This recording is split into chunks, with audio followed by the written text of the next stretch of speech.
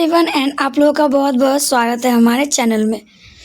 तो आज का हमारा कोड है BPAC 131 और जिसका टाइटल है हमारा लोक प्रशासन के दृष्टिकोण। तो आज हम किसके बारे में पढ़ेंगे? लोक प्रशासन के दृष्टिकोण के बारे में, इनके सिद्धांतों के बारे में। और ये वीडियो जो आपके लिए बहुत ही इम्पॉर्टेंट होने वाला है, क्योंकि इसमें लास्ट 5 इयर्स के जितने भी मोस्ट इम्पॉर्टेंट और रिपीटेड क्वेश्चन हैं उन्हें लिए गए हैं, जो आपके आने वाले एग्ज़ाम के लिए बहुत ही ज़्यादा बेनिफिशियल होने वाला है। और अगर आप ये जितने भी क्वेश्चन अभी बताए जाएंगे उनका सही प्रिपरेशन करके जाओगे तो मैं इतना श्योर हूँ कि आप लोग एग्ज़ाम में बहुत ही अच्छे मार्क्स अर्न करोगे। तो फुल एनर्जी के साथ चलिए दोस्तों, हम लोग वीडियो को स्टार्ट करते हैं। एक के बाद एक क्वेश्चंस को देखते हैं और इजी से इजी वर्ड में समझते हैं। तो हमारा सबसे पहला क्वेश्चन यह है कि वैज्ञानिक प्रबंधन के सिद्धांतों का वर्णन कीजिए। तो इसमें हमें जानना है कि जो वैज्ञानिक प्रबंधन है उसके क्या क्या सिद्धांत हैं, कैसे कैसे सिद्धांत हैं।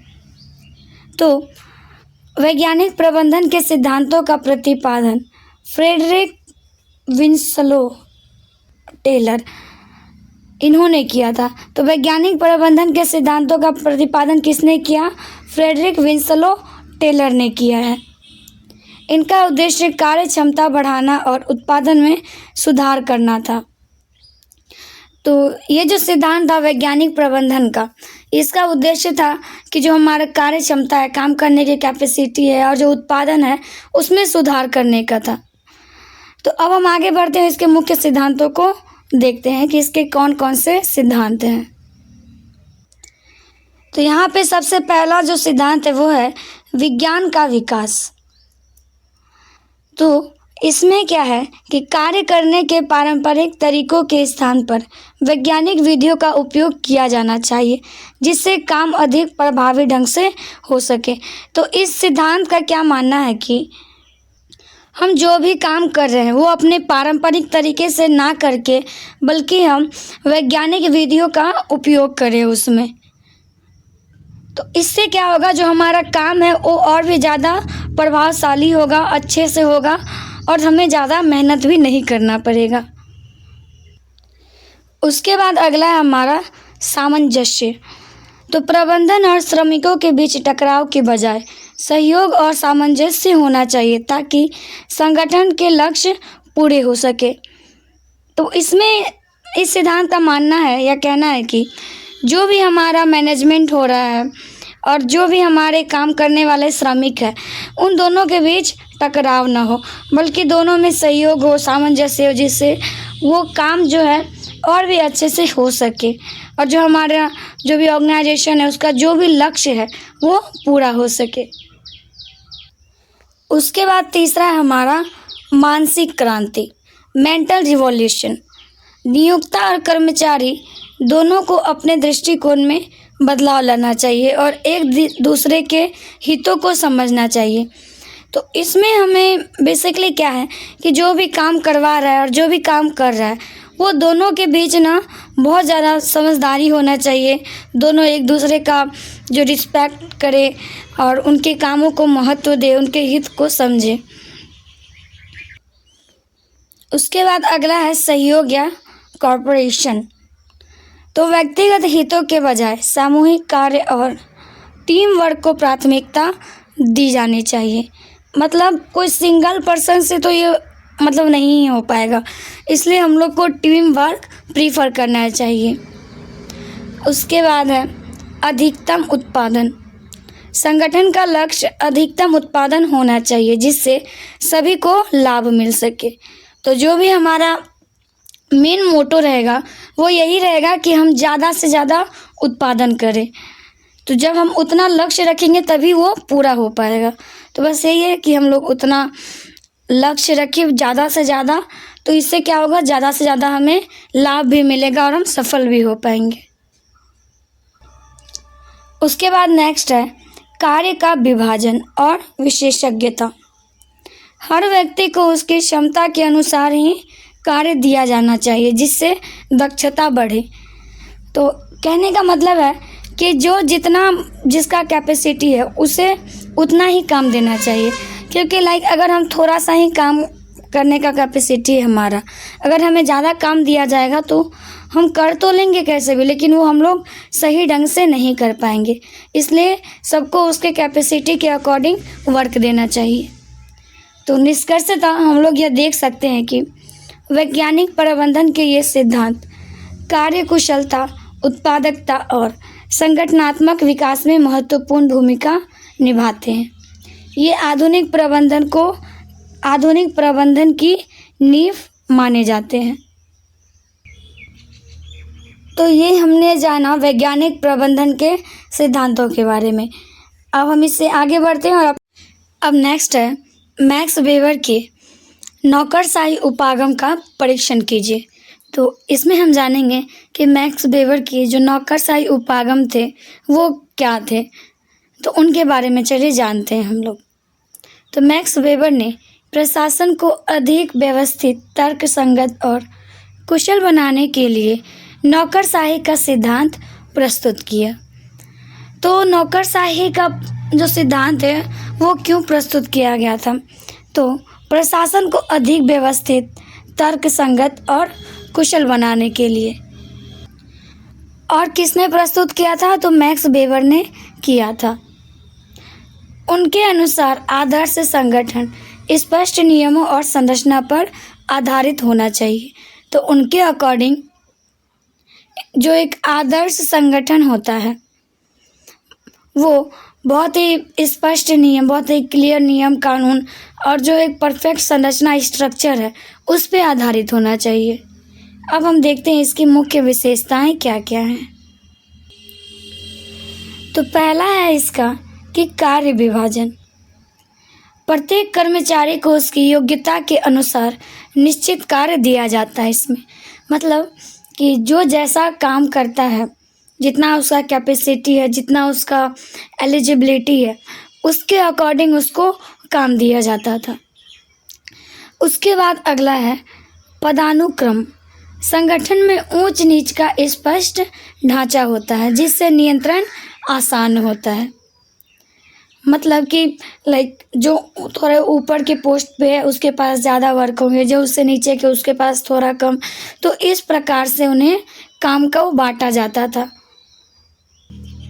उसके बाद अगला है नियम और प्रक्रियाएं।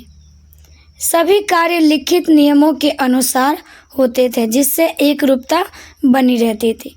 तो जितने भी काम होते थे तो उसको सबसे पहले लिख लिया जाता था, उसके नियम क्या क्या हैं, कैसे कैसे होंगे।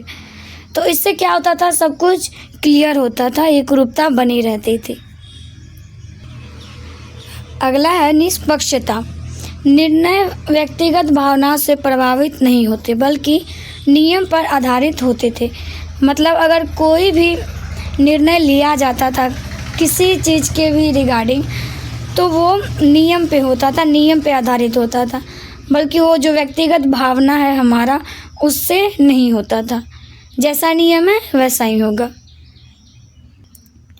उसके बाद अगला है योग्यता पर आधारित चयन। कर्मचारियों की नियुक्ति और पदोन्नति उनकी क्षमता और योग्यता के आधार पर होती थी। मतलब जो जैसा परफॉर्मेंस करेगा उससे वैसा ही पद मिलेगा या फिर उसका प्रमोशन होगा उसी के अकॉर्डिंग। तो अब हम इसकी आलोचना देखते हैं। तो ये उपागम व्यवस्था और अनुशासन तो स्थापित करता ही है, परंतु अत्यधिक नियमों के कारण लचीलापन कम हो जाता है जिससे निर्णय लेने में देरी, रचनात्मकता की कमी और कर्मचारियों में असंतोष उत्पन्न हो सकता है। मतलब ऐसे तो ये सही है लेकिन इसमें कुछ ज़्यादा ही नियम कानून है जिससे क्या होता है कि जो भी डिसीजन लेना होता है उसमें देर हो जाता है और जो भी स्ट्रक्चर वगैरह वो सही नहीं चलता और जो कर्मचारी है जो भी उसमें काम करते हैं उनमें असंतोष उत्पन्न हो सकता है। कहीं ना कहीं ये अच्छा तो है ही लेकिन उसके साथ ये कुछ नेगेटिव इम्पैक्ट भी डालता है, तो हमें इसे इम्प्रूव करना चाहिए थोड़ा। तो निष्कर्षतः हम लोग यह देख सकते हैं कि वेबर का नौकरशाही उपागम प्रशासन को सुव्यवस्थित बनाता है, लेकिन आधुनिक समय में इसे लचीलेपन और मानवीय दृष्टिकोण के साथ अपनाना आवश्यक है। मतलब ऐसे तो ये सब कुछ सही करता है, लेकिन अभी के टाइम के अनुसार इसमें और भी ज़्यादा इम्प्रूवमेंट करना ज़रूरी है। तो यही था हमारा नौकरशाही का उपागम। आई होप आप लोगों को अच्छे से समझ आ रहा होगा, और इसी तरह हम लोग आगे और भी इम्पॉर्टेंट क्वेश्चंस को देखेंगे। तो आप हमारे साथ वीडियो के लास्ट तक बने रहें, और वीडियो अच्छी लग रही हो तो लाइक, शेयर और सब्सक्राइब ज़रूर करें। उसके बाद हमारा अगला क्वेश्चन है कि निर्णय निर्माण के विभिन्न मॉडलों की चर्चा कीजिए। तो इसमें हम जो हमारा डिसीजन मेकिंग है, डिसीजन लेते हैं, डिसीजन बनाते हैं जो भी, तो उसका जो मॉडल है, अलग अलग मॉडल है, उनको हम जानेंगे कि इसे अब कितने तरीके से और क्या क्या होता है। तो निर्णय निर्माण प्रबंधन, डिसीजन मेकिंग मैनेजमेंट एक बहुत ही महत्वपूर्ण कार्य है। विभिन्न परिस्थितियों के अनुसार अलग अलग मॉडल अपनाए जाते हैं। मतलब जैसा सिचुएशन होता है उसी के अकॉर्डिंग जो मॉडल होते हैं निर्णय निर्माण के, उसे अपनाए जाते हैं। तो अब हम आगे बढ़ते हैं और इन्हें देखते हैं, जिसमें से पहला है हमारा तर्कसंगत मॉडल, या फिर हमारा जो है रेशनल मॉडल। इसमें निर्णय पूरी जानकारी, विकल्पों के विश्लेषण और सर्वोत्तम परिणाम के आधार पर लिया जाता है। यह आदर्श स्थिति को दर्शाता है। तो इस मॉडल में जो हमारे निर्णय लेते हैं कोई भी, तो पहले हम उसका पूरा जो इन्फॉर्मेशन है वो इकट्ठा करते हैं, सभी चीज़ों को अच्छे से एनालाइज करते हैं, और जो भी उसके सर्वोत्तम परिणाम होते हैं, मतलब इन फ्यूचर देखती हो कि हाँ ये कैसा होगा, उस सब को देख के तब उसके आधार पर निर्णय लिया जाता है। उसके बाद अगला है हमारा सीमित तर्कसंगतता मॉडल। इसमें क्या होता है, इसे हर्बर्ट साइमन ने प्रस्तुत किया है। तो ये जो सीमित तर्कसंगतता मॉडल है, इसे किसने प्रस्तुत किया है? हर्बर्ट साइमन ने। इसमें माना गया है कि व्यक्ति सीमित जानकारी और समय के कारण संतोषजनक निर्णय लेता है, न कि सर्वोत्तम। तो मतलब ये क्या कह रहा है कि इसमें जो भी निर्णय लिया जाता है, तो इसमें माना गया है कि जो भी व्यक्ति है वो बहुत ही सीमित, मतलब थोड़ा सा जानकारी और समय के कारण बस एक जो सेटिस्फेक्शन वाला हमारा निर्णय होता है वही लेता है, न कि सर्वोच्चम। मतलब इसमें कहने का अनुसार इसमें बस एक सेटिस्फेक्शन के लिए निर्णय लिया जाता है, और जो कि एक सर्वोत्तम निर्णय नहीं होता। So now the next model is सहज या फिर अनुभवात्मक मॉडल। तो इस मॉडल में क्या होता है कि इसमें निर्णय अनुभव, अंतर्ज्ञान और व्यक्तिगत समझ पर आधारित होता है, विशेषकर अनिश्चित परिस्थितियों में। तो इसमें जो भी निर्णय लिए जाते हैं वो एक एक्सपीरियंस के अकॉर्डिंग, अपना जो एक नॉलेज है उसके अकॉर्डिंग, और जो व्यक्तिगत समझ है हमारा उसके आधार पर निर्णय लिया जाता है। उसके बाद नेक्स्ट है हमारा क्रमिक मॉडल। तो इस मॉडल में छोटे छोटे बदलाव के माध्यम से धीरे धीरे निर्णय लिए जाते हैं, जिससे जोखिम कम होता है। मतलब इसमें क्या किया जाता है, जो भी डिसीजन लिया जाता है ना, वो बहुत छोटे छोटे बदलाव में या फिर बहुत धीरे धीरे लिया जाता है। तो जिससे क्या होता है, जोखिम कम होता है। लॉन्ग टर्म का एक जो हमारा जोखिम हो जाता है कि नहीं ऐसा भी हो जाएगा, कुछ बड़ा जोखिम हो जाएगा, तो उसे देखते हुए हम लोग बहुत ही छोटे छोटे उसमें इम्प्रूवमेंट करते हैं, बदलाव करते हैं और धीरे धीरे निर्णय लेते हैं। अभी के लिए इतना, फिर जो आगे होगा उसके लिए इतना, इस टाइप से एक ही बार लॉन्ग टर्म के लिए इसमें नहीं लिया जाता। अब अगला मॉडल जो है वो है संगठनात्मक प्रक्रिया मॉडल। तो इस मॉडल में बेसिकली क्या होता है, इसमें निर्णय पूर्व निर्धारित नियमों और प्रक्रियाओं के अनुसार लिए जाते हैं। तो इसमें जो निर्णय है वो जो पहले से बना हुआ नियम है और जो भी प्रक्रिया है उसके अकॉर्डिंग इसमें निर्णय लिया जाता है। मतलब पहले के नियम को देखते हुए फिर आगे का डिसीजन लेना। तो हम लोग यह कह सकते हैं कि प्रत्येक मॉडल की अपनी अपनी उपयोगिता है। प्रभावी निर्णय के लिए परिस्थिति के अनुसार उपयुक्त मॉडल का चयन करना आवश्यक है। मतलब सब अपने अपने जगह पे सही है और आपको जिस अकॉर्डिंग ज़रूरत पड़ रहा है आप उसी के अब नेक्स्ट क्वेश्चन, प्रशासनिक प्रबंधन दृष्टिकोण को अनेक प्रतिपादकों द्वारा समृद्ध किया गया है, टिप्पणी कीजिए। तो यहाँ पे एक लाइन लिखा है कि प्रशासनिक प्रबंधन दृष्टिकोण जो है उसको बहुत से प्रतिपादकों के द्वारा समृद्ध किया गया है। तो इसे हमें बताना है कि कैसे। तो प्रशासनिक प्रबंधन दृष्टिकोण का उद्देश्य संगठन के समग्र प्रबंधन को व्यवस्थित और प्रभावी बनाना है। तो इसका उद्देश्य क्या है कि जो भी संगठन है उसमें जितना भी मैनेजमेंट है उसको सही तरीके से चलाए और सही करे उसे। और इसी को जो है इसी विचार को अलग अलग विद्वान ने अपने अपने तरीके से बताया है, उसे समृद्ध किया है। तो आइए चलिए देखते हैं इसे। सबसे प्रमुख योगदान हेनरी फेयोल का है। तो सबसे प्रमुख योगदान जो इसमें किसका है? हेनरी फेयोल का है, जिन्होंने प्रबंधन के 14 सिद्धांत और 5 प्रमुख कार्य बताए। और इन्होंने क्या किया है, जो प्रबंधन है उसके लिए 14 सिद्धांत बताए हैं, जैसे कार्य विभाजन, अनुशासन, एकता, आदेश और ऐसे ही और आगे के। और उसके साथ साथ ही इन्होंने 5 प्रमुख कार्यों को भी बताया है, जिसमें योजना, संगठन, निर्देशन, समन्वय और नियंत्रण है। तो एक तरह से देखें तो इनका सबसे ज़्यादा योगदान रहा है। मतलब 14 मैनेजमेंट के जो सिद्धांत है वो बताए, उसके बाद जो 5 प्रमुख कार्य हैं उनमें उन्हें भी इन्होंने बताया है। उसके बाद इसके अतिरिक्त लूथर गुलिक ने POSDCORB, मतलब इसका फुल फॉर्म क्या है, लाइक इसका मतलब है योजना बनाना, संगठन करना, कर्मियों की नियुक्ति करना, निर्देशन करना, समन्वय स्थापित करना, प्रतिवेदन देना तथा बजट बनाना। तो लूथर गुलिक ने इनके माध्यम से प्रशासनिक कार्य को स्पष्ट रूप से परिभाषित किया है। मतलब इसमें उन्होंने बताया है कि योजना कैसे बनाना है, संगठन कैसे करना है, जो हम लोग कर्मचारियों का जो नियुक्ति करते हैं वो कैसे करना है, और जो बाकी की जितनी भी चीज़ें उससे रिलेटेड उन्हें बताया है इन्होंने, लूथर गुलिक ने।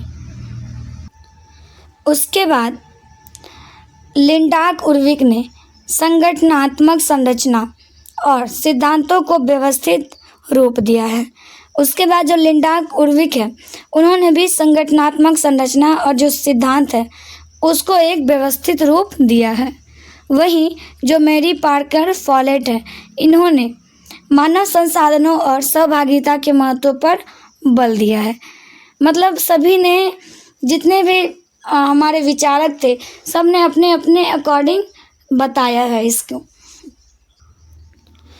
तो इन सभी विद्वानों ने प्रशासन को वैज्ञानिक, सुव्यवस्थित और कार्यक्षम बनाने में योगदान दिया। हालांकि यह दृष्टिकोण कभी कभी मानवीय पहलुओं को अनदेखी कर देता है और अत्यधिक औपचारिक हो सकता है। तो हम लोग ये कह सकते हैं कि प्रशासनिक प्रबंधन दृष्टिकोण विभिन्न प्रतिपादकों के योगदान से समृद्ध हुआ है और आज भी प्रबंधन के मूल आधार के रूप में महत्वपूर्ण है। लेकिन इसे आधुनिक परिस्थितियों के अनुसार लचीला बनाना बहुत ही ज़्यादा आवश्यक है हमें। तो हमने जाना प्रशासनिक प्रबंधन के बारे में और विभिन्न विद्वानों के द्वारा उनके दृष्टिकोणों को भी हमने जाना। अब इसी प्रकार हम आगे बढ़ते हैं और देखते हैं अगले क्वेश्चन को। तब अगला क्वेश्चन है, लोक नीति के उपागम का वर्णन कीजिए। तो पहले हम लोक नीति जानेंगे और उसके बाद देखेंगे इसके क्या क्या अप्रोच है।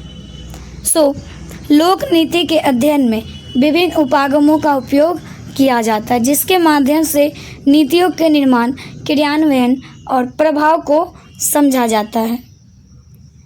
तो इसके माध्यम से क्या होता है, हम लोग नीतियों के निर्माण को, जो भी कार्यान्वयन हो रहा है और जो उसके प्रभाव है उसको बहुत ही अच्छे से समझ सकते हैं। राइट, अब हम चलते हैं इसके अप्रोच के साइड, देखते हैं इसका क्या क्या अप्रोच है, जिसमें से सबसे पहला है हमारा संस्थागत उपागम या फिर इंस्टीट्यूशनल अप्रोच। इस उपागम में सरकार की संस्थाओं जैसे संसद, कार्यपालिका और न्यायपालिका की भूमिका पर ध्यान दिया जाता है। यह बताता है कि संस्थाएं नीति निर्माण को कैसे प्रभावित करती है। तो ये जो हमारा इंस्टीट्यूशनल अप्रोच है, इसमें जो भी संस्थाएं हैं, संसद, कार्यपालिका, न्यायपालिका, तो इसकी जो भूमिका है उस पर ध्यान दिया जाता है कि ये लोग कैसे क्या कर रहे हैं, नीति निर्माण कैसे कर रहे हैं, कैसे कैसे नियम कानून बना रहे हैं, इन्हें देखता है। उसके बाद हमारा जो नेक्स्ट अप्रोच है वो है ग्रुप अप्रोच या फिर सामूहिक उपागम। तो इसके अनुसार नीति विभिन्न हित समूहों के बीच संघर्ष और संतुलन का परिणाम होता है। तो इसका कहने का मतलब जो भी ये नीति होता है इसमें, ठीक, वो बहुत से अलग अलग ग्रुप्स के बीच जो भी संघर्ष और जो भी बैलेंस है उसके परिणाम का एक स्वरूप होता है। तो ग्रुप अप्रोच मतलब ग्रुप से रिलेटेड, सीधा बात। उसके बाद अगला है सिस्टम अप्रोच या फिर प्रणाली उपागम। इसमें नीति को एक प्रणाली के रूप में देखा जाता है जहां इनपुट्स और समर्थन के आधार पर सरकार निर्णय देती है। तो इसमें एक क्या किया जाता है, जो नीति है उसको एक सिस्टम के रूप में, प्रणाली के रूप में देखा जाता है, जहाँ पे जैसा मांग होगा, जैसा समर्थन मिलेगा, उसी के अकॉर्डिंग जो सरकार है वो आउटपुट्स देंगी, निर्णय देंगी उन्हें। उसके बाद अगला है अभिजात वर्ग उपागम। तो इस दृष्टिकोण के अनुसार समाज के शक्तिशाली और प्रभावशाली लोग ही नीतियाँ निर्माण करते हैं। तो इसमें क्या होता है, अभिजात वर्ग उपागम में जो भी शक्तिशाली वर्ग के लोग होते हैं, जो भी प्रभावशाली लोग होते हैं समाज में, वही नीतियों का निर्माण करता है, वही नियम कानून बनाता है।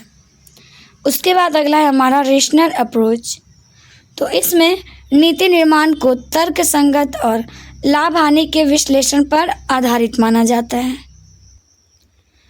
और फिर है क्रमिक उपागम।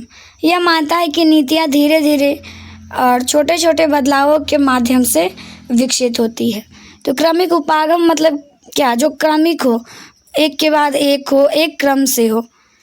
तो वही इसमें नीति जो है धीरे धीरे और छोटे छोटे बदलाव के माध्यम से विकसित होता है। तो इन सभी उपागमों के माध्यम से हम लोक नीति को व्यापक और गहराई से समझ सकते हैं। तो यहाँ पे हमने जाना लोक नीति के उपागम के बारे में, अप्रोचेस। क्वेश्चन कह रहा है कि नीति विज्ञान की नई दिशाओं तथा दृष्टिकोण पर एक टिप्पणी लिखें। तो इसमें हम जानेंगे जो नीति विज्ञान है उसकी नई दिशा क्या क्या है और उसके दृष्टिकोण कैसे हैं। नीति विज्ञान समय के साथ विकसित हुआ और इसमें कई नई दिशाएं एवं दृष्टिकोण उभर कर सामने आए। शुरू में यह केवल सरकारी निर्णय तक सीमित था, परंतु अब इसका क्षेत्र व्यापक हो गया है। तो आधुनिक नीति विज्ञान में बहुविषयक दृष्टिकोण को महत्व दिया जाता है, जिसमें राजनीति विज्ञान, अर्थशास्त्र, समाजशास्त्र और प्रबंधन के तत्व शामिल होते हैं। इससे नीतियों का अधिक समग्र विश्लेषण संभव होता है। दूसरी महत्वपूर्ण दिशा साक्ष्य आधारित नीति निर्माण है, जिसमें आंकड़ों और शोध के आधार पर निर्णय लिए जाते हैं। तो जो दूसरा हमारा साक्ष्य आधारित नीति निर्माण है, इसमें आंकड़ों को देख के और जो शोध हैं उनके आधार पर निर्णय लिए जाते हैं। इसके अतिरिक्त भागीदारी दृष्टिकोण उभरा है, जिसमें नागरिकों, गैर सरकारी संगठन लाइक जो NGOs होते हैं और जो हित समूह है उसकी सक्रिय भागीदारी को महत्व दिया जाता है। इससे नीतियाँ अधिक लोकतांत्रिक बनती हैं। तो इसमें जो है नागरिकों को भी, जो NGOs हैं और जो अलग कोई ऑर्गेनाइजेशंस होते हैं उन सबको भी एक मिलता है उतना महत्व कि वो लोग भी जो नीति निर्माण है उसमें अपना भागीदारी दे पाए। और इससे क्या होता है, अगर सब कोई मिल के हम लोग कुछ कर रहे हैं तो उससे और भी ज़्यादा जो हमारा नीति नियम कानून है वो लोकतांत्रिक बनता है। आज के समय में वैश्वीकरण और प्रौद्योगिकी का भी नीति विज्ञान पर गहरा प्रभाव है। डिजिटल गवर्नेंस, ई गवर्नेंस और डेटा विश्लेषण नीति निर्माण को अधिक पारदर्शी और उत्तरदायी बना रहे हैं। तो अंततः नीति विज्ञान की नई दिशाएं इसे अधिक व्यवहारिक, समावेशी और प्रभावी बनाती है, जिससे समाज के विकास में महत्वपूर्ण योगदान मिलता है। उसके बाद है अगला क्वेश्चन। अब नवीन लोक प्रबंधन तथा सरकार की पुनः खोज की अवधारणात्मक रूपरेखा की चर्चा कीजिए।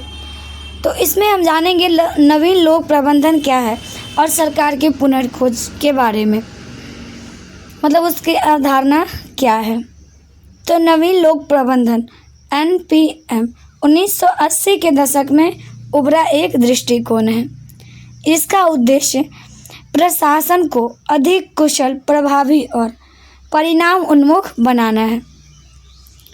तो ये जो नवीन लोक प्रबंधन है यह 1980 के दशक में उभरा, और ये जो दृष्टिकोण है इसका उद्देश्य है जो हमारे प्रशासन है उसको और भी अच्छा, प्रभावी और परिणाम उन्मुख बनाना है। इसमें निजी क्षेत्र की प्रबंधन तकनीकों को सार्वजनिक क्षेत्र में अपनाने पर बल दिया जाता है। इसके प्रमुख तत्व हैं प्रदर्शन आधारित मूल्यांकन, प्रतिस्पर्धा को बढ़ावा, विकेंद्रीकरण, लागत में कमी तथा ग्राहक या नागरिक को केंद्र में रखना। वहीं दूसरी ओर सरकार की पुनर्खोज की अवधारणा, जिसे डेविड ऑसबोर्न और टेड गैबलर ने लोकप्रिय बनाया, सरकार को अधिक उद्यमशील और नवाचारी बनाने पर जोर देती है। इसमें नौका चलाने के बजाय उसका मार्गदर्शन करना, अर्थात सरकार का कार्य दिशा निर्देशन करना है, न कि स्वयं सभी कार्य करना। तो इस दृष्टिकोण के अंतर्गत सरकार को परिणाम उन्मुख, उसके बाद मिशन आधारित, नागरिक केंद्रित, प्रतिस्पर्धी तथा विकेंद्रित बनाने पर बल दिया जाता है। साथ ही सार्वजनिक निजी भागीदारी को भी प्रोत्साहित किया जाता है। तो अंततः दोनों अवधारणाएं पारंपरिक प्रशासनिक व्यवस्था से हटकर लचीलापन, दक्षता और नवाचार को बढ़ावा देती है, जिससे शासन अधिक उत्तरदायी और प्रभावी बनता है।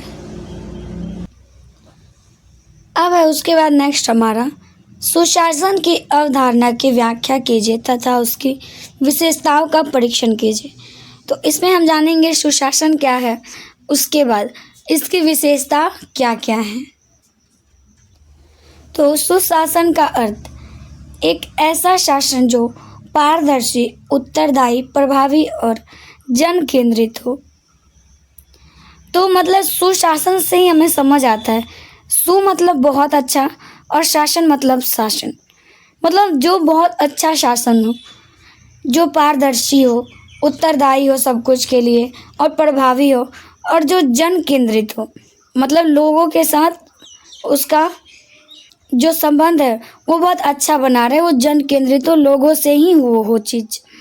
इसमें सरकार का उद्देश्य केवल प्रशासन चलाना नहीं बल्कि नागरिकों के जीवन स्तर में सुधार करना होता है।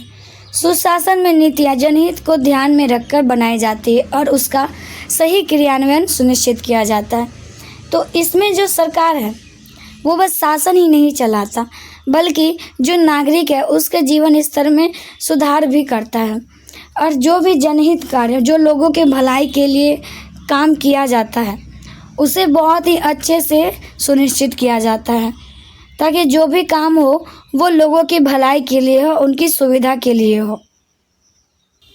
अब हम आगे देखते हैं इसकी विशेषताओं को, जिसमें से पहला विशेषता है पारदर्शिता, मतलब ट्रांसपेरेंसी। मतलब जो भी चीज़ हो वो बहुत स्पष्ट, साफ सुथरा और खुला कार्य हो, मतलब सबको पता चले वो चीज़। उसके बाद अगला है उत्तरदायित्व। तो इसमें जो सरकार है वो अपने कार्यों के लिए, काम के लिए जनता के प्रति जवाबदेह हो। मतलब अगर ऐसा कुछ होता है इन द फ्यूचर तो सरकार के पास उसका एक प्रॉपर जवाब हो। उसके बाद अगला है हमारा भागीदारी या फिर पार्टिसिपेशन। तो नागरिकों की नीति निर्माण में सहभागिता हो। मतलब जो भी नियम कानून बने उसमें जो हमारे आम नागरिक हैं, लोग हैं, उनका भी भागीदारी हो। ऐसा नहीं कि बस सरकार अपने मन से सब कुछ कर दे। अगला है कानून का शासन, रूल ऑफ लॉ। सभी के लिए समान कानून लागू हो। उसके बाद अगला है समानता एवं समावेशन। सभी वर्गों को समान अवसर मिले। मतलब ऐसा ना हो कि ऊंच नीच का भेदभाव हो, जिसके पास ज़्यादा पैसा है उसे ज़्यादा अवसर मिल रहा है कोई चीज़ करने का। मतलब ऐसा नहीं होना चाहिए। जितने भी लोग हैं, जितने भी वर्ग हैं, सबको एक समान अवसर मिले। तो एट द एंड हम लोग कह सकते हैं कि जो सुशासन व्यवस्था है एक ऐसी व्यवस्था है जिसमें सरकार और जनता के बीच विश्वास, सहयोग और विकास का संबंध स्थापित होता है। यह लोकतंत्र को मजबूत बना। नेक्स्ट क्वेश्चन है लोक प्रशासन के अर्थ, स्वरूप और कार्य क्षेत्र की चर्चा कीजिए। तो इसमें हम जानेंगे लोक प्रशासन के बारे में, उसके स्वरूप के बारे में और जो उनके कार्य क्षेत्र हैं उसके बारे में जानेंगे। लोक प्रशासन का अर्थ सरकार की नीतियों और कार्यक्रमों का कार्यान्वयन एवं प्रबंधन। लोक प्रशासन का अर्थ क्या है? जो सरकार की नीति है, जो उसके कार्य और जो कार्यक्रम है, उनका जो भी मैनेजमेंट और कार्यान्वयन होता है वही है लोक प्रशासन। तो यह वह प्रक्रिया है जिसके माध्यम से राज्य अपने उद्देश्यों को प्राप्त करता है और जनता की आवश्यकताओं को पूरा करता है। तो इस प्रक्रिया में क्या होता है, जो राज्य है उसके जो अपने उद्देश्य है, लक्ष्य है, उसको प्राप्त करता है और जो भी वहाँ की जनता की आवश्यकताएं हैं उसको पूरा करता है। अगर हम लोग सरल शब्दों में बोलें तो लोक प्रशासन सरकार के कार्यों को व्यवस्थित रूप से संचालित करने की कला और विज्ञान है। तो लोक प्रशासन क्या है? जो सरकार के कार्य हैं उसको बहुत ही व्यवस्थित रूप से चलाने का एक कला और विज्ञान है। अब हम इसके स्वरूप को देखते हैं, नेचर को देखते हैं। तो लोक प्रशासन का स्वरूप व्यापक, गतिशील और व्यवहारिक होता है। यह केवल नियमों तक सीमित नहीं बल्कि वास्तविक समस्याओं के समाधान पर केंद्रित होता है। मतलब ये बस नियम नहीं बनाता बल्कि जो भी एक्चुअल प्रॉब्लम है, जो भी इश्यू आ रही है, उसका जो है सॉल्यूशन ढूंढता है। यह एक बहुविषयक विषय है जिसमें राजनीति विज्ञान, अर्थशास्त्र, समाजशास्त्र और प्रबंधन के तत्व शामिल हैं। तो इसमें बस कोई एक ही चीज़ नहीं है बल्कि इसमें बहुत सारे विषय हैं, बहुत सारी चीज़ें हैं। साथ ही यह सेवा उन्मुख और जनहित पर आधारित होता है। आगे अब हम इसके कार्य क्षेत्र को देखते हैं। तो लोक प्रशासन का कार्य क्षेत्र बहुत विस्तृत है। इसमें नीति निर्माण, नीति क्रियान्वयन, प्रशासनिक संगठन, कार्मिक प्रबंधन, वित्तीय प्रबंधन, लोक सेवा वितरण तथा विकास कार्यक्रमों का संचालन शामिल है। मतलब राज्य से रिलेटेड जितनी भी चीज़ें हैं वो सब लोक प्रशासन के अंतर्गत ही आती है। इसके अंतर्गत केंद्र, राज्य और स्थानीय स्तर की सभी प्रशासनिक गतिविधियां आती हैं। तो हम लोग कह सकते हैं कि लोक प्रशासन सरकार और जनता के बीच एक महत्वपूर्ण कड़ी है जो विकास, व्यवस्था और कल्याण को सुनिश्चित करता है। तो अगर हमें एक लाइन में कहना पड़े कि ये लोक प्रशासन क्या है, तो ये सरकार और जनता के बीच एक महत्वपूर्ण कड़ी है जो विकास, व्यवस्था और जो जनता के कल्याण है उसको सुनिश्चित करती है और राज्य को बहुत ही सुव्यवस्थित ढंग से संचालित करती है। नेक्स्ट क्वेश्चन है, बेवर से पूर्व के नौकरशाही आख्यान पर एक टिप्पणी लिखिए। तो इसमें हम जानेंगे बेवर से पहले का जो नौकरशाही का अवधारणा था उसके बारे में। बेवर से पूर्व की नौकरशाही की अवधारणा विभिन्न रूपों में विद्यमान थी, हालांकि वह व्यवस्थित और वैज्ञानिक नहीं थी। प्राचीन और मध्यकालीन प्रशासन में नौकरशाही का स्वरूप मुख्यतः राजतंत्र और सामंती व्यवस्था पर आधारित था, जहां प्रशासन शासक की व्यक्तिगत इच्छा पर निर्भर करता था। तो बेवर से पहले का जो नौकरशाही था, तो उस टाइम मतलब वो प्राचीन और मध्यकाल का प्रशासन था, और उस टाइम जो नौकरशाही का स्वरूप था वो राजतंत्र और सामंती व्यवस्था था। तो इसमें क्या होता था कि जो भी नियम कानून और बाकी के जो भी प्रशासन थी हमारी, वहाँ का जो शासन व्यवस्था था वो किसी एक व्यक्तिगत इच्छा पर निर्भर करता था, किसी एक आदमी पर, किसी एक राजा पे, सम्राट पे। प्राचीन काल में कौटिल्य के अर्थशास्त्र में प्रशासनिक व्यवस्था का विस्तृत वर्णन मिलता है, जिसमें अधिकारियों की नियुक्ति, कर्तव्य और नियंत्रण की स्पष्ट व्यवस्था थी। इसी प्रकार चीन और रोम में भी संगठित प्रशासनिक तंत्र विकसित हुआ था। तो जो कौटिल्य द्वारा लिखा गया शास्त्र है अर्थशास्त्र, उसमें जो प्राचीन काल का प्रशासनिक व्यवस्था था उसका हमें बहुत अच्छे से जानकारी मिलता है। मध्यकाल में नौकरशाही का स्वरूप अधिकतर पारंपरिक और पैतृक था, जहां पद वंशानुगत होते थे और व्यक्तिगत निष्ठा को महत्व दिया जाता था। इस काल में नियमों और योग्यता की अपेक्षा शासक के प्रति वफादारी अधिक होता था। मतलब उस टाइम पे जो सभी चीज़ें थी वो वंशानुगत होती थी। अभी जो राजा है तो दूसरा राजा उस राजा का बेटा ही बनेगा, और जो भी नियम कानून राज्य का संचालन जो भी होता था वो राजा या शासक के हाथ में होता था। बेवर से पूर्व के विचारों में वैज्ञानिकता, तर्कसंगतता और नियमबद्धता का अभाव था। प्रशासन व्यक्तिगत और अनौपचारिक था, जिससे भ्रष्टाचार और अक्षमता की संभावना अधिक रहती थी। बेवर से पूर्व की नौकरशाही असंगठित और परंपरागत थी, जिसे बाद में बेवर ने वैज्ञानिक और तर्कसंगत स्वरूप प्रदान किया। जो बेवर से पहले का नौकरशाही था वो असंगठित था, मतलब सही से नहीं था, और वो परंपरागत था, बहुत ही ट्रेडिशनली वे में वो जाता था। फिर बेवर ने उसे सही किया, सभी चीज़ों को वैज्ञानिक तरीके से एक नया स्वरूप प्रदान किया। उसके बाद अगला क्वेश्चन, लोक नीति उपागम। इसके बारे में तो हमने पहले भी डिस्कस कर ही लिया, तो आप इसे स्किप करके एक बार और पढ़ लें, क्योंकि डबल पढ़ने से अच्छा हम लोग दूसरे क्वेश्चन को देखें। तो दूसरा क्वेश्चन है, हेरोल्ड लासवेल के नीति विज्ञान के दृष्टिकोण की चर्चा कीजिए। तो हम इसमें नीति विज्ञान के बारे में पढ़ेंगे, जो हेरोल्ड लासवेल के द्वारा दिया गया, उनके दृष्टिकोण से ये कैसा था। हेरोल्ड लासवेल ने नीति विज्ञान को एक बहुविषयक और समस्या समाधान उन्मुख क्षेत्र के रूप में विकसित किया। उनका मानना था कि नीति विज्ञान का उद्देश्य केवल सिद्धांत बनाना नहीं, बल्कि समाज की वास्तविक समस्याओं का समाधान करना था।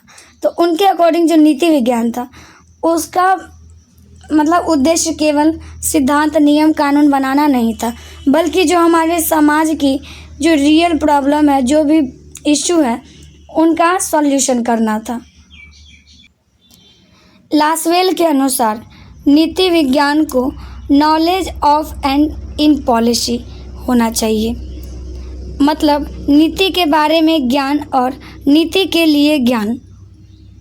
तो उनके अनुसार जो नीति विज्ञान है उसमें ऐसा होना चाहिए कि जो नीति के बारे में ज्ञान होना चाहिए और फिर नीति के लिए भी ज्ञान होना चाहिए, मतलब उसके लिए भी ज्ञान और उसके बारे में भी ज्ञान होना चाहिए। उन्होंने नीति निर्माण प्रक्रिया को वैज्ञानिक और तर्कसंगत बनाने पर जोर दिया। उनका दृष्टिकोण लोकतांत्रिक मूल्यों पर आधारित था, जिसमें स्वतंत्रता, समानता और जन कल्याण को प्राथमिकता दी जाती है। तो जो उनका दृष्टिकोण था वो स्वतंत्रता पर, समानता पर और जो जन कल्याण है उस पर आधारित था। मतलब इन सब चीज़ों को ज़्यादा प्रीफर किया जाता था। उन्होंने डिसीजन मेकिंग के अध्ययन पर विशेष बल दिया और बताया कि नीति निर्माण विभिन्न चरणों जैसे समस्या पहचान, नीति निर्माण, कार्यान्वयन और मूल्यांकन से होकर गुजरता है। लासवेन ने नीति विज्ञान को बहुविषयक बनाने की वकालत की, जिसमें राजनीति विज्ञान, मनोविज्ञान, समाजशास्त्र और अर्थशास्त्र का समन्वय है। एट द एंड हम लोग कह सकते हैं कि लासवेन का दृष्टिकोण नीति विज्ञान को अधिक व्यवहारिक, वैज्ञानिक और समाज उपयोगी बनाता है, जिससे प्रभाव। अब नेक्स्ट है नव दक्षिणपंथी दार्शनिकता का नवलोक प्रबंधन दृष्टिकोण पर महत्वपूर्ण प्रभाव पड़ा है। तो इस पे हमें टिप्पणी लिखना है कि कैसे, या फिर ये कैसे ये सही है या गलत है या क्या है। नवलोक प्रबंधन, न्यू पब्लिक मैनेजमेंट पर जो न्यू राइट है दार्शनिकता का गहरा प्रभाव पड़ा है। 1980 के दशक में यह विचारधारा उभरी जो मुक्त बाजार, निजीकरण और सीमित सरकार पर बल देता है। इसका मुख्य उद्देश्य प्रशासन को अधिक कुशल, प्रतिस्पर्धी और परिणाम उन्मुख बनाना था। नव दक्षिणपंथी विचारधारा के अनुसार सरकार को अपने कार्यों को कम करना चाहिए और निजी क्षेत्र को अधिक अवसर देना चाहिए। मतलब जो सरकार है वो अब थोड़ा चीज़ों को खुद से कम करे और जो निजी क्षेत्र है, प्राइवेट सेक्टर है, उन्हें थोड़ा मौका दे करने का। इसी के प्रभाव से एनपीएम में निजीकरण, ठेका प्रणाली और सार्वजनिक निजी भागीदारी को बढ़ावा मिला। इस दृष्टिकोण में प्रशासन में प्रतिस्पर्धा, ग्राहक उन्मुखता और प्रदर्शन आधारित मूल्यांकन को महत्वपूर्ण बनाया। सरकारी संस्थाओं को भी निजी कंपनियों के तहत कार्य करने के लिए प्रेरित किया गया, जिससे सेवा की गुणवत्ता और दक्षता में सुधार हो सके। तो इसमें क्या किया गया कि जो भी सरकारी ऑर्गेनाइजेशन है उसको भी प्राइवेट कंपनी के तहत काम करने के लिए बोला गया, उन्हें प्रोत्साहित किया गया।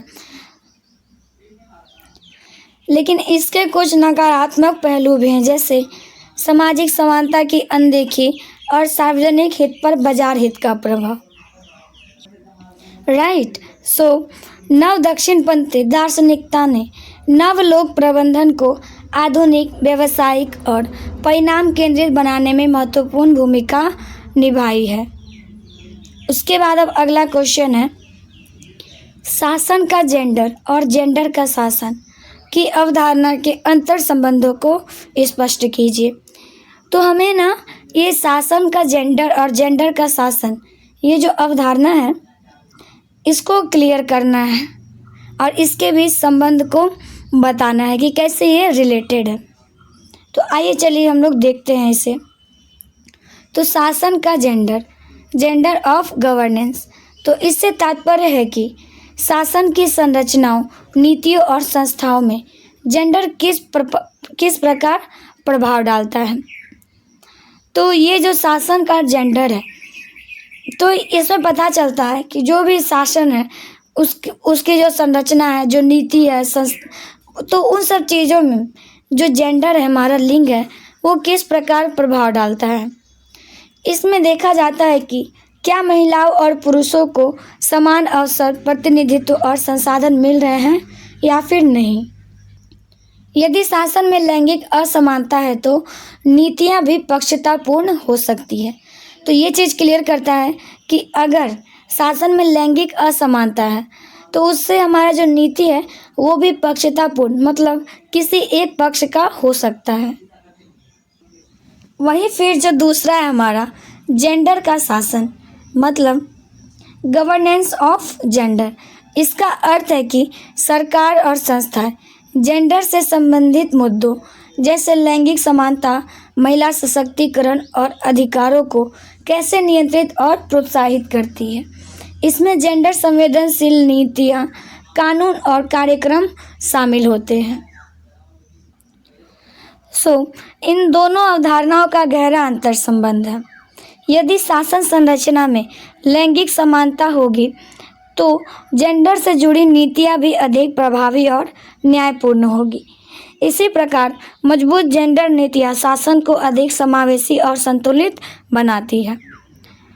अतः दोनों मिलकर एक ऐसी व्यवस्था का निर्माण करते हैं जहाँ समानता, न्याय और समावेशिता को बढ़ावा मिलता है और समाज का समग्र विकास संभव हो पाता है। अब है नेक्स्ट क्वेश्चन। मैक्स वेबर ने नौकरशाही के समाजशास्त्रीय विश्लेषण को काफ़ी हद तक प्रभावित किया। इस पे हमें टिप्पणी लिखना है कि कैसे कैसे क्या हुआ। मैक्स वेबर ने नौकरशाही का एक आदर्श प्रकार प्रस्तुत किया जिसमें प्रशासन के समाजशास्त्रीय अध्ययन को नई दिशा दी। वेबर ने नौकरशाही को एक रेशनल और विधि आधारित व्यवस्था माना जो आधुनिक समाज की आवश्यकताओं के अनुरूप है। वेबर के अनुसार नौकरशाही की प्रमुख विशेषताएं हैं स्पष्ट पदानुक्रम, कार्य का विभाजन, नियमों और प्रक्रियाओं का पालन, योग्यता आधारित भर्ती तथा लिखित अभिलेखों का महत्व। तो इन सभी विशेषताओं के माध्यम से प्रशासन में निष्पक्षता, स्थिरता और दक्षता सुनिश्चित होती है। हालांकि वेबर ने नौकरशाही की सीमाएं भी बताई, जैसे लाल फीताशाही, कठोरता और मानवीय संवेदनाओं की कमी। फिर भी उनका विश्लेषण आज भी प्रशासनिक अध्ययन का आधार है। तो वेबर का योगदान नौकरशाही को समझने में अत्यंत महत्वपूर्ण है, जिसने प्रशासन को अधिक वैज्ञानिक और तर्कसंगत बनाने में सहायता की है। उसके बाद अगला है कि मैस्लो के आवश्यकता पदानुक्रम सिद्धांत में शामिल विभिन्न चरणों का वर्णन कीजिए। अमेरिकी वैज्ञानिक अब्राहम मैस्लो ने मानव आवश्यकताओं को एक क्रमबद्ध रूप में प्रस्तुत किया। उनके अनुसार व्यक्ति पहले निम्न स्तर की आवश्यकताओं को पूरा करता है, फिर उच्च स्तर की ओर बढ़ता है। मतलब वो छोटा से स्टार्ट करता है और फिर धीरे धीरे वो आगे बढ़ता है। अब हम जो इसके विभिन्न चरण हैं, लेवल्स, उन्हें देखते हैं। इसमें से पहला है हमारा शारीरिक आवश्यकताएं। तो ये सबसे मूलभूत आवश्यकताएं हैं, लाइक भोजन, पानी, नींद, हवा आदि। इनके बिना जीवन संभव ही नहीं है। दूसरा है हमारा सुरक्षा आवश्यकता। शारीरिक सुरक्षा, नौकरी की स्थिरता, स्वास्थ्य और भविष्य की सुरक्षा इसमें शामिल है। उसके बाद अगला है सामाजिक आवश्यकताएं। प्रेम, मित्रता, परिवार और सामाजिक संबंधों की ज़रूरत। व्यक्ति समाज में अपनापन चाहता है। उसके बाद अगला है आत्मसम्मान की आवश्यकता। मतलब सम्मान, प्रतिष्ठा, आत्मविश्वास और दूसरों से मान्यता प्राप्त करना। उसके बाद है आत्म साक्षात्कार। यह सबसे उच्च स्तर है जहाँ व्यक्ति अपनी पूर्ण क्षमता का विकास करता है और जीवन के उद्देश्यों को प्राप्त करता है। वी कैन से कि मैस्लो का सिद्धांत मानव व्यवहार को समझने में अत्यंत उपयोगी है। यह बताता है कि संतुष्टि एक क्रम में होती है और उच्च स्तर की आवश्यकताएं तभी पूरी होती है जब। उसके बाद अगला है नवलोक प्रशासन की अवधारणा, विषय और विशेषताओं पर चर्चा कीजिए। तो इसमें हम जानेंगे नवलोक प्रशासन के बारे में, उसके विषय क्या थे और उसकी विशेषताएं क्या थी।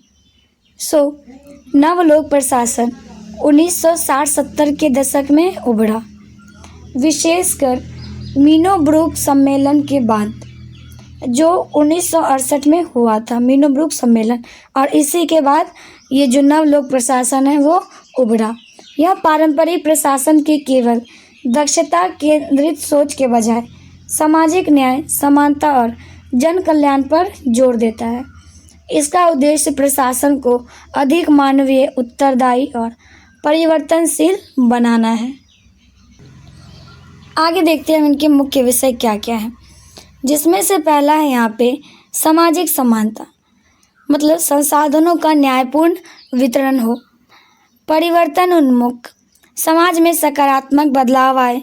जन केंद्रित दृष्टिकोण, नागरिकों की ज़रूरतों और अपेक्षाओं पर ध्यान दिया जाए और उन पे एक्शन लिया जाए। उसके बाद है मूल्य आधारित प्रशासन, मतलब नैतिकता, न्याय और उत्तरदायित्व को महत्व मिले। फिर है प्रासंगिकता, प्रशासन का समाज की वास्तविक समस्याओं से जुड़ाव हो और उन पे एक्शन लिया जाए, उन्हें सही किया जाए। अब हम देखते हैं इनकी मुख्य विशेषताएं, जिसमें से पहला विशेषता है मानवीय दृष्टिकोण, कर्मचारियों और नागरिकों के प्रति संवेदनशीलता। और फिर अगला है विकेंद्रीकरण, निर्णय लेने की भागीदारी को बढ़ावा, मतलब सब कोई मिल के निर्णय ले सके। लचीलापन, मतलब कठोर नियमों के बजाय परिस्थितियों के अनुसार कार्य किया जाए। नवाचार और इनोवेशन हो, नई तकनीक और तरीकों को अपनाया जाए। और फिर है उत्तरदायित्व, जनता के प्रति जवाबदेही सुनिश्चित करना। नवलोक प्रशासन ने प्रशासन को केवल नियमों तक सीमित न रखकर उसे सामाजिक न्याय और जनहित की दिशा में अग्रसर किया, जिससे यह अधिक प्रभावी और लोकतांत्रिक बन सका।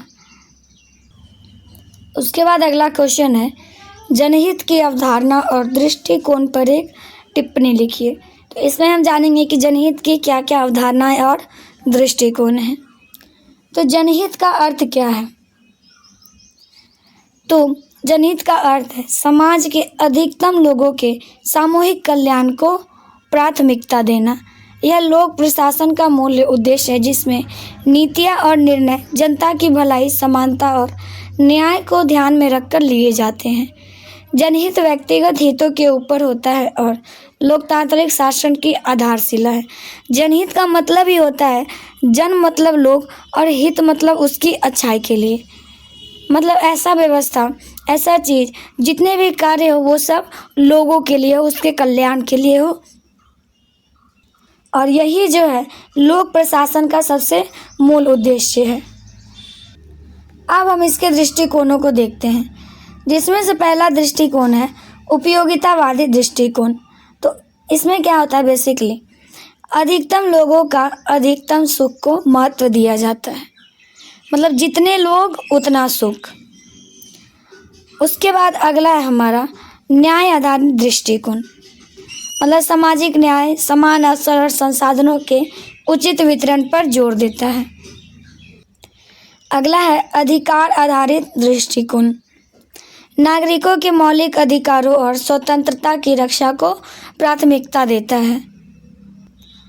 और आगे है प्रक्रियात्मक दृष्टिकोण, मतलब पारदर्शिता, जवाबदेही और निष्पक्ष निर्णय प्रक्रिया पर बल देता है। तो इसका क्या महत्व है? अब तो यह नीतियों को जन केंद्रित बनाता है, प्रशासन में विश्वास और वैधता बढ़ाता है और जो सामाजिक असमानता है उसको कम करने में सहायक होता है।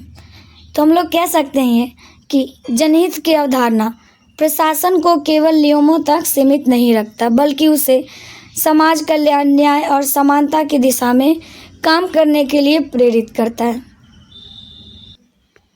उसके बाद अगला है कि सुशासन के मुद्दों और चुनौतियों की जांच कीजिए। तो इसमें हम जानेंगे कि सुशासन के क्या क्या मुद्दे हैं और उसकी क्या क्या चुनौतियां हैं। तो जैसा कि सुशासन के बारे में हमने पहले भी थोड़ा सा जाना, तो अब हम इसके प्रमुख मुद्दों को देखते हैं कि इसके क्या क्या मुद्दे हैं। पहला है पारदर्शिता की कमी, निर्णय प्रक्रिया में खुलापन नहीं है, इसमें भ्रष्टाचार, प्रशासनिक कार्यों में अनियमितता और रिश्वतखोरी है। उत्तरदायित्व का आधार, अधिकारियों की जवाबदेही कमज़ोर है इसमें। और फिर सामाजिक असमानता है और जो भी न्याय प्रक्रिया है उसमें देरी हो रही है। तो इसकी मुख्य चुनौतियाँ क्या है, मतलब क्यों हो रही है ये सारी चीज़ें?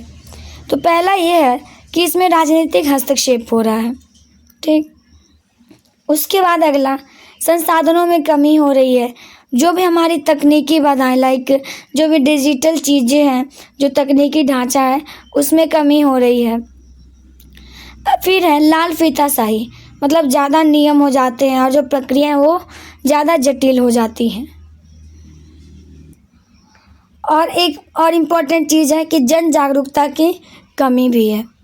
तो सुशासन को सुनिश्चित करने के लिए पारदर्शिता, जवाबदेही, तकनीकी सुधार और जन भागीदारी को बढ़ावा देना आवश्यक है। इन चुनौतियों को दूर करके ही प्रभावी और समावेशी। उसके बाद हमें कुछ टिप्पणियाँ लिखनी है, मतलब इसमें छोटे छोटे हमें जो टॉपिक्स दिए रहेंगे और उसके बारे में हमें लिखना है। तो जिसमें से पहला है हमारा MP फॉलेट का प्रशासनिक प्रबंधन दृष्टिकोण। तो इसमें हम जानेंगे कि जो MP फॉलेट है उनका प्रशासनिक प्रबंधन पर क्या दृष्टिकोण था। तो Mary Parker Follett, MP Follett, इनको आधुनिक प्रबंधन की अग्रदूत माना जाता है। उन्होंने प्रबंधन को मानवीय संसाधनों पर आधारित बनाया। उनके अनुसार संगठन में सहयोग और समन्वय अत्यंत आवश्यक है। फॉलेट ने पावर ओवर के बजाय पावर विथ की अवधारणा दी। उन्होंने किसकी अवधारणा दी? पावर ओवर की जगह पे वहाँ पावर विथ की अवधारणा दी, मतलब शक्ति का साझा उपयोग होना चाहिए। उन्होंने संघर्ष को नकारात्मक न मानकर उसे रचनात्मक तरीके से हल करने पर जोर दिया। फॉलेट के अनुसार नेतृत्व का कार्य आदेश देना नहीं, बल्कि मार्गदर्शन और प्रेरणा देना है। उनका दृष्टिकोण आज के सहभागी और लोकतांत्रिक प्रबंधन की आधारशिला है। उसके बाद अगला है एल्टन मेयो का बैंक वायरिंग अवलोकन कक्ष। तो हम अभी जानेंगे मेल्टन मेयो का बैंक वायरिंग अवलोकन कक्ष के बारे में। एल्टन मेयो के नेतृत्व में किए गए हॉर्थर्न प्रयोग के अंतर्गत बैंक वायरिंग ऑब्जर्वेशन रूम अध्ययन महत्वपूर्ण था। इसमें कुछ श्रमिकों के समूह को अलग अलग कक्ष में रखकर उनके कार्य व्यवहार का अध्ययन किया जाता था। अध्ययन से पता चला कि श्रमिक केवल आर्थिक प्रोत्साहन से ही प्रेरित नहीं होते, बल्कि सामूहिक मानदंड और आपसी संबंध उनके कार्य को अधिक प्रभावित करते हैं। श्रमिक जानबूझकर उत्पादन को सीमित रखते हैं ताकि समूह संतुलन बना रहे। और इससे स्पष्ट हुआ कि अनौपचारिक संगठन और सामाजिक कारक कार्य क्षमता पर गहरा प्रभाव डालते हैं। उसके बाद है शासन का जेंडर। तो इसके बारे में हमने पहले ही डिस्कस कर लिया था, शासन का जेंडर और जेंडर का शासन के बारे में। आपको फिर से पढ़ना हो तो आप इसे स्किप करके देख लें। उसके बाद अगला है रिक्स के कृषि और औद्योगिक मॉडल। तो इसमें हम जानेंगे रिक्स के कृषि और औद्योगिक मॉडल के बारे में। फ्रेड डब्ल्यू रिक्स ने प्रशासनिक प्रणालियों को समझने के लिए कृषि और औद्योगिक मॉडल प्रस्तुत किए। तो उन्होंने क्या किया? प्रशासनिक प्रणाली को समझने के लिए कृषि और औद्योगिक मॉडल को प्रस्तुत किया। जो कृषि मॉडल है वो पारंपरिक समाज को दर्शाता है, जहाँ कार्यों में मिश्रण, कम विशेषीकरण और परंपराओं का प्रभाव अधिक होता है। प्रशासन व्यक्तिगत संबंधों पर आधारित होता है। इसी के विपरीत जो हमारा औद्योगिक मॉडल है, उसमें औद्योगिक मॉडल आधुनिक समाज का प्रतिनिधित्व करता है, जिसमें कार्यों का स्पष्ट विभाजन, उच्च विशेषीकरण, नियम आधारित व्यवस्था और दक्षता पर जोर दिया जाता है। रिक्स के अनुसार अधिकांश विकासशील समाज इन दोनों के बीच की अवस्था में होते हैं, जिसे उन्हें संक्रमणकालीन स्थिति माना। तो ये था हमारा लास्ट टॉपिक। हमारे जितने भी मोस्ट इम्पॉर्टेंट और रिपीटेड क्वेश्चंस थे वो सब ख़त्म होते हैं। आई होप आप लोगों को बहुत अच्छे से सब कुछ समझ आ गया होगा।